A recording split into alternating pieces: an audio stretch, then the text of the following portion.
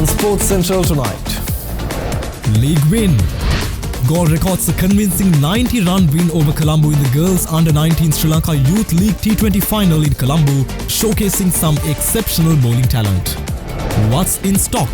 What's the current state of golf in Sri Lanka and what does the future hold for the sport? We sit down with the former president of the Sri Lankan Golf Union to dive into the progress, challenges and exciting developments shaping the game both on and off the course. What we are trying to do is also trying to create like a golf industry, where actually, because if you have a golf industry, you have more people getting into the sport.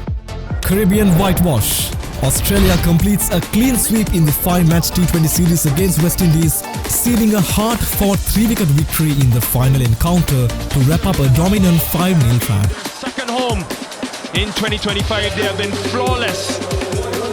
3-0 in the Test series, 5-0 in the T20I series, the first time they've won. And returning home, England women's team lands home after thrilling Euro 2025 victory over Spain and meets UK leaders at Downing Street as jubilant fans line streets to celebrate the iconic title defence.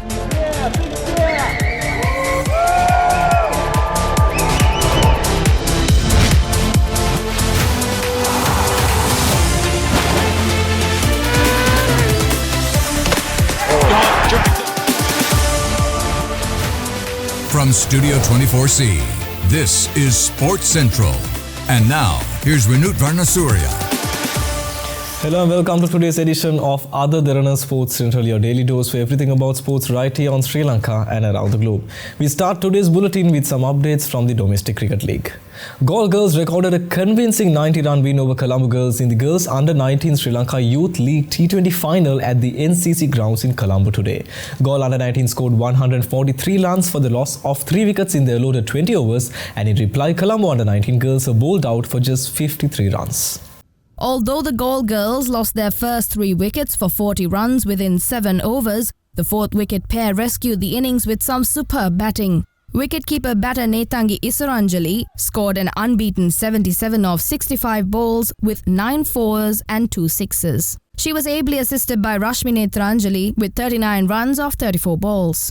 In reply, the Colombo team could not put up a fight against the Galle bowlers as they lost wickets at regular intervals. Eventually, they were bowled out for 53 runs in 12 overs. Shahara Induwari bagged 4 wickets for 10 runs. The 20th Blue and Golds Hockey Sevens organised by Royal College and Royal Hockey Club will be held on the 8th and 9th of this month. More details were disclosed at a media conference hosted by the organisers last evening. This year's tournament has attracted 40 boy teams and 30 girl teams. All the matches will be played at the Royal College grounds. Foreign referees have been invited to take charge of the matches, while video technology will also be used for decision making. The Royal Colombo Golf Club maintained authority over Nuwara Golf Club at the 2025 Burdett Cup. Now, this tournament took place at the Royal Colombo Golf Club course in Boralla. This is the second oldest golf tournament, where it all began in 1902. The home side totaled a score of 7.5 to Nuwara Golf Club's 4.5, and Khayan John Pille paired up with Mahela Jayawardena, winning their match 5-4 against Chanaka Pereira and Murad Ismail. The formidable duo was Tejas Rathiskant and Viran Pereira continued the winning streak, decisively defeating Harun Aslam and Suhab Sangani with a score of 6-5. Vinod Veerasinghe and Gehan Siribadhan also contributed to the foursome sweep, securing victory against Sachin De Silva and Manjula Chandrasoma. Lalit Rohita and Kumar Dhanushan also recorded a convincing win, defeating Reshan Algamer and Sudat Kumar 6-5. This clean sweep in the foursomes established a commanding 4-0 lead for the RCGC, handing into the singles match. In the Burdett Cup singles, the NEGC mounted a spirited comeback. Australia recorded a 5-0 win in the 5-match T20 International Series against the West Indies with a hard-fought 3-wicket win in the final match. After being put into bat first, the home team totaled 170 runs before being bowled out in 19 overs and 4 balls. Earlier in the day, Australian captain Mitchell Marsh won the toss and asked Windies to bat first. The home team lost 3 quick wickets in Shea Hope, Brandon King and KZ Carty with 5 overs when the total was on 32. Conceding 2 boundaries. Whitewashes. That's second. Brandon King doesn't make use of the opportunity. Maxwell is tracking it, and he makes no mistake. 3 wickets down now in the power play.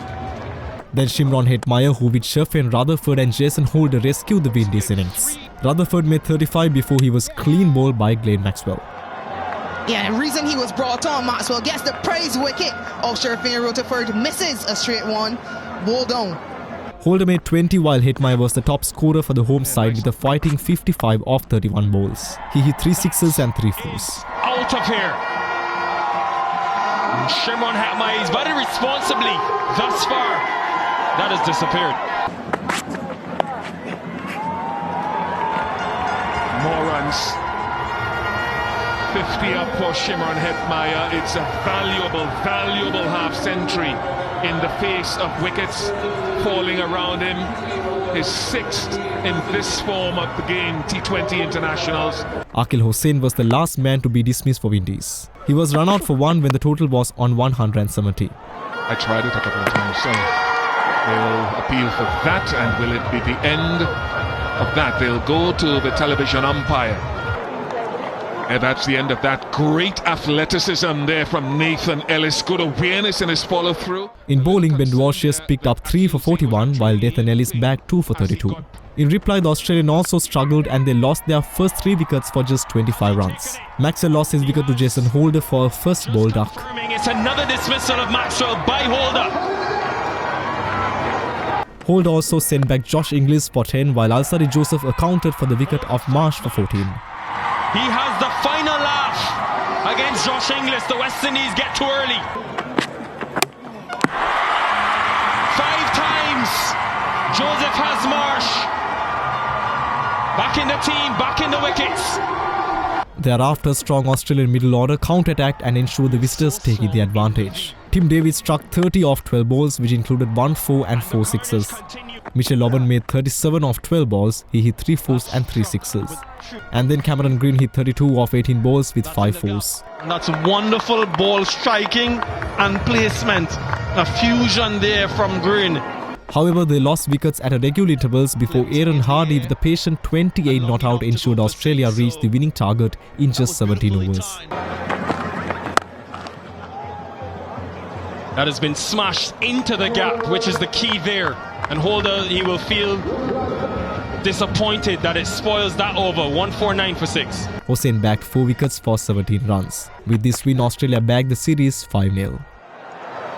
Australia have made the Caribbean their second home in 2025. They have been flawless. 3-0 in the Test Series, 5-0 in the T20I Series. The first time they've won a 5-match series, 5-0. Take a bow, Aussies. Time for a short break. We'll be right back with more stories and exciting highlights right here on Other Derana Sports Central.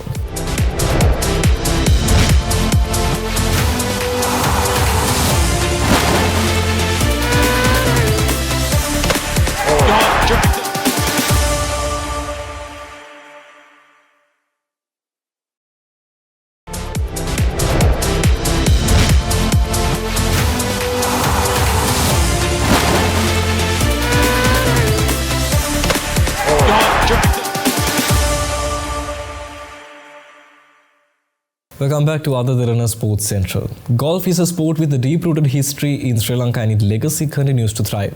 Now, just last weekend, the country proudly hosted the Burdett Trophy, recognized as the second oldest team golf tournament in the world, further cementing its place on the global golfing map. To gain deeper insights into the game's progress and prospects here at home, I had the opportunity to sit down with Mr. Ranil Piris, the former president of the Sri Lanka Golf Union. I asked him about the current state of golf in the country and where he sees the sport heading in the years to come. Golf in Sri Lanka is steeped in tradition with a history as rich as enduring as the sport itself. The Royal Colombo Golf Club stands as a proud testament to that legacy, the second oldest golf club in the country following only the Norelia Golf Club. Originally established at Golf Ace Green, the club relocated in 1928 to its current home on Model Farm Road in Boralla. Today, the course spans an impressive 90 acres and boasts a membership of over 2,500 individuals. Golf as a sport in the country, in Sri Lanka, golf has been around for a long time here in Sri Lanka. From the 1800s, we only had 2 golf courses, one in Norelia and one here at Royal Colombo where we are seated here. The Royal Colombo is perhaps the second oldest actual course located, although it's the oldest club because it was first located in Colombo at the Golf Ace Green, and then after that it moved here. And so the Norelia Golf Course was up in Norelia long before that. So anyways, we had only just the two golf courses for the longest time until more recently with the economy opening up, we had more golf courses coming on board. Golf continues to hold a special place in the country's sporting landscape. A shining example of this heritage is the Burdett Trophy, which is the second oldest team golf tournament in the world, which just wrapped up last weekend, adding yet another chapter to the sport's remarkable legacy. At present, Sri Lanka is home to 5 18-hole golf courses located in Nuwara, Colombo, Kandy, Hambantota and Trincomalee, along with several 9-hole courses spread across the island, each contributing to the steady growth and popularity of the game. Thank you, Mr. Ranil. I think that explains all. So let's move on to the golf union's work processes. Now, we do know that the golf union is working hard to promote the sport, to grow the sport within the region. So if you can elaborate on the work process and the updates so far.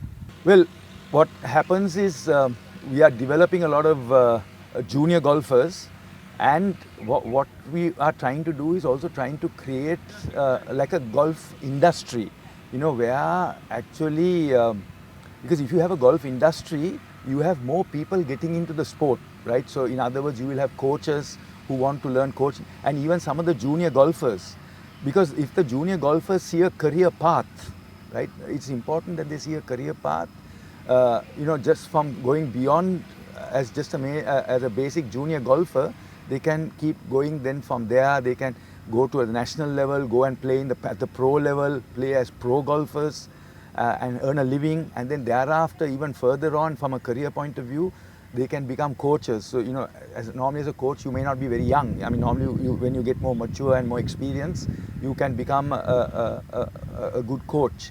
And then also with the golfing infrastructure increasing in size, there will be requirement for people to manage golf courses, because it's a fairly cost intensive exercise. You know, if you're talking a golf course, you need between 80 to 120 acres. So it's a fairly large piece of land, and the course needs to be manicured and kept clean. So as a career, you know, you need people with a good knowledge on how to maintain a golf course. You need people with horticultural knowledge, you need people with golfing knowledge. And so the more the infrastructure grows, the more you get more young people getting attracted into the sport, because then they see a future. So Mr. Ranil, just like you mentioned, now golf has a very rich history. It is a sport that has been there for a long period of time. It has a very rich history, and especially a club like the Royal Colombo Golf Club, it's been there for a while. So despite this long history, a rich history, I must add, why is it struggling a bit to promote itself within the country? Well, I think like anything, it's to do also with the cost, you see, because when golf is not a cheap sport to play. But having said that, there is no history of schools golf. So one thing that we are trying to do into the future is to try to bring in more schools into the game. I think it's important if schools get involved, then all of a sudden there will be inter-school rivalry and things like that. And that is one way of increasing the number of people and making the sport more popular, by having that kind of competition. We are heading into a quick commercial break, but don't go far. There's plenty more sports section coming your way on other Derana Sports Central. We'll be right back.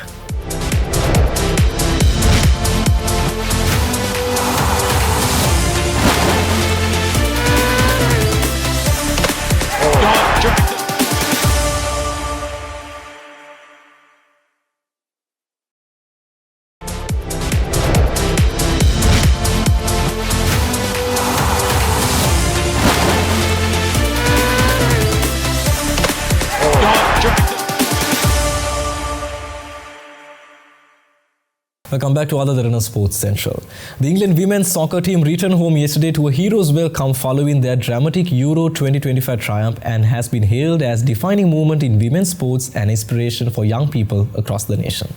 The squad touched down at Southend Airport in Essex aboard a specially branded aircraft, with Captain Leah Williamson stepping off the plane holding the trophy alongside head coach Serena Wigman. Their latest trump came after a nerve-wracking 3-1 penalty shootout to win over the champion Spain in Basel, with striker Chloe Kelly slotting home the decisive spot kick following a 1-1 draw in regulation time. It marked England's second consecutive European Championship title and their third straight appearance in a major tournament final. Despite trailing in all three knockout matches and leading for just 4 minutes in total, the Lionesses once again showcased their trademark resilience and fighting spirit.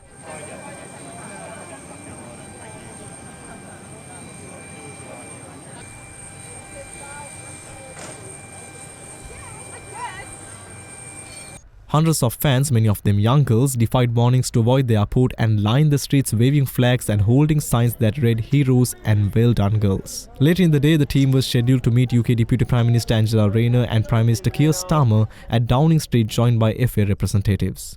The side's return marks the end of a remarkable campaign, having battled through adversity since their opening game loss to France.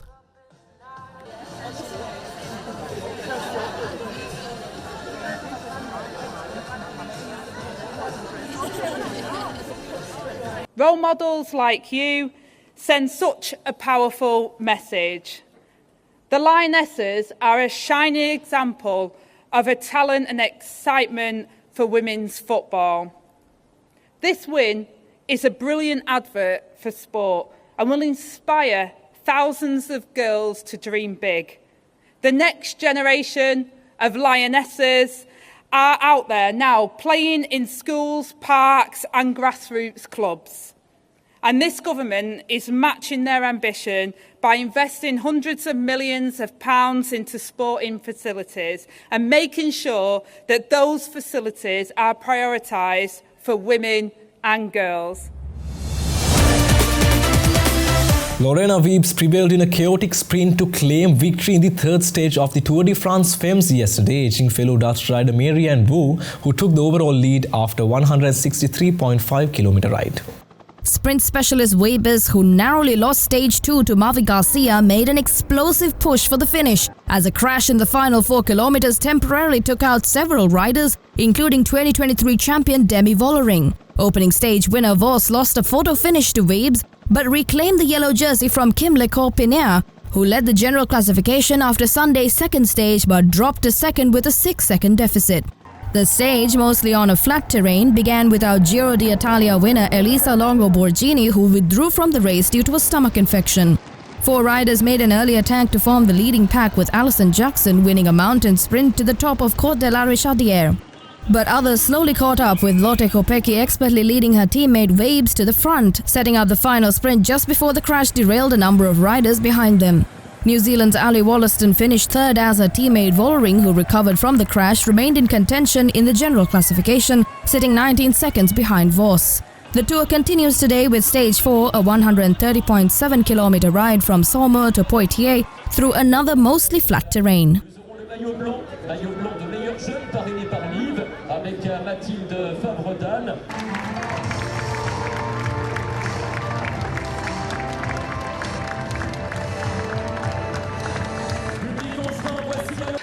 I actually didn't know this crash was happening, because I was so focused to what was happening in the front, and the corners were quite tricky. But I hope all the riders are okay who are involved in this crash, and yeah, it was a bit chaos in the final. I mean, all the day it was quite big roads, and then the final was chaos.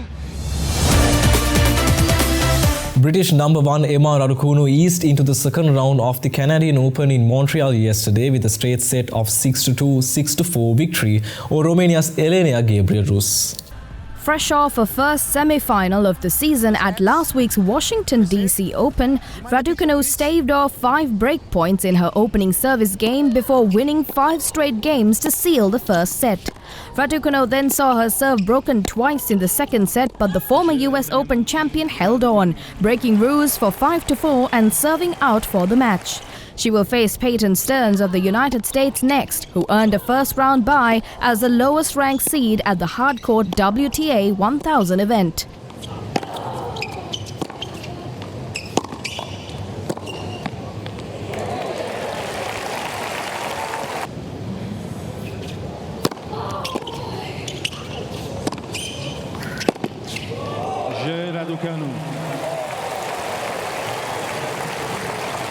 Meanwhile, Tristan Schoolcade took his first win over a top 50 opponent, upsetting up-and-comer Joao Fonseca 7-6 and 6-4 at the Canadian Open in Toronto yesterday. Schoolcade dropped only 4 of his 37 first serve points as he defeated the Brazilian in just over an hour and a half. The 24-year-old Australian will face Italy's Matteo Arnaldi in the second round.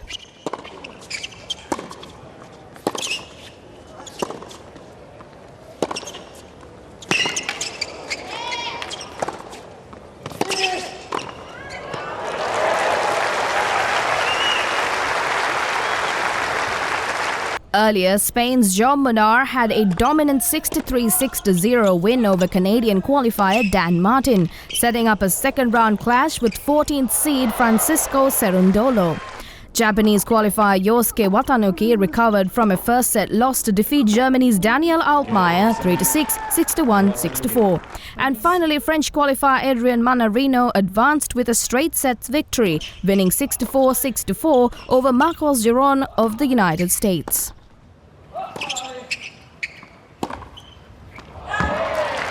Game set match Manarino.